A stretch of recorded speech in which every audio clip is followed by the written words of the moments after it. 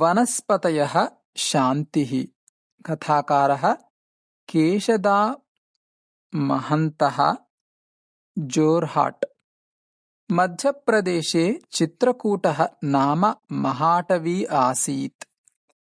तत्र कस्यचित् सरोवरस्य तीरे दीर्घजीवी नाम योगिपुरुषः निवसति स्म। चित्रकूटं परितः बहवः ग्रामाः आसन्, नगराणि च आसन्। तेभ्यः आगत्य जनाः अरण्यस्थान् वृक्षान् कर्तयित्वा गृहादिकं निर्मितवन्तः। पाकादिकार्याय अपि वृक्षच्छेदनं भवति स्म। अङ्गारोपजीविनश्च वृक्षेषु अग्निसंयोगं कृत्वा अङ्गारं निर्मान्ति स्म। एवम् अनेकविधैः कृत्यैः सा अटवी वृक्षशून्या जाता। तस्मिन्नेव काले 5 वर्षाणि यावत् अनावृष्टिः जाता। जलाशयाः, नद्यः च शुष्काः। सस्यक्षेत्राणि सहस्रधा विदीर्णानि। कूपाः जलशून्याः जाताः। जनाः पशुपक्षिणः च जलाभावतः खाद्याभावात् च मरणोन्मुखाः जाताः। व्याधयः प्रवृद्धाः। देशे महत् दुर्भिक्षं प्रादुरभूत्।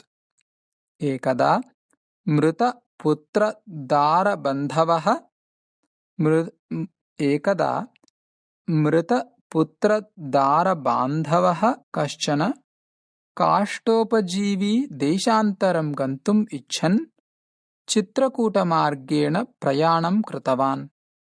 प्रयाणावसरे महती पिपासा बुभुक्षा च अजायत। तावता तेन दीर्घजीविनः आश्रमः दृष्टः। सः काष्ठोपजीवी दीर्घजीविनं जलम् अयाचत। दीर्घजीवी प्रयत्नेन सङ्गृहीतं जलं दत्त्वा आहारमपि दत्तवान्। क्षणं विश्रम्य काष्ठोपजीवी अपृच्छत्, महात्मन्, इन्द्रः, वायुः, वरुणः इत्यादिषु कस्मिन् वयम् अपराधं कृतवन्तः, येन एतादृशी अनावृष्टिः जाता? एतस्याः निवारणोपायः कः इति। तदा दीर्घजीवी अवदत्, भोः, भवद्भिः अपराधं वनस्पतिविषये। परिणामघोरताम् अविचिन्त्य भवद्भिः वृक्षाः नाशिताः। अरण्ये अग्निसंयोगः कृतः। वृक्षारोपणकार्यं केनापि न कृतम्। अतः इयं दशा। त्वं तु जीवनाय देशान्तरं गन्तुम् उद्यतोऽसि। किमर्थं त्वया जन्मभूमिः त्यजेत? अत्रैव सस्यारोपणं, सस्यपालनं च चिन्तय। अन्यान् अपि एतदर्थं प्रेरय। एकस्य छेदने जाते रोपयेम पुनर्दश।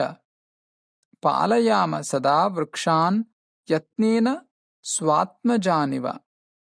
इति दीक्षां धरत। तेन तव जन्मभूमिः एव अन्नदा, आश्रयदा, सुखदा च भविष्यति इति। सः काष्ठोपजीवी मङ्गलसाधकोपायं प्राप्य तुष्टः सन् महात्मानं प्रणम्य वृक्षपरिपालने मतिम् आस्थाय स्वग्रामं प्रति प्रस्थितवान्। कथा समाप्ता।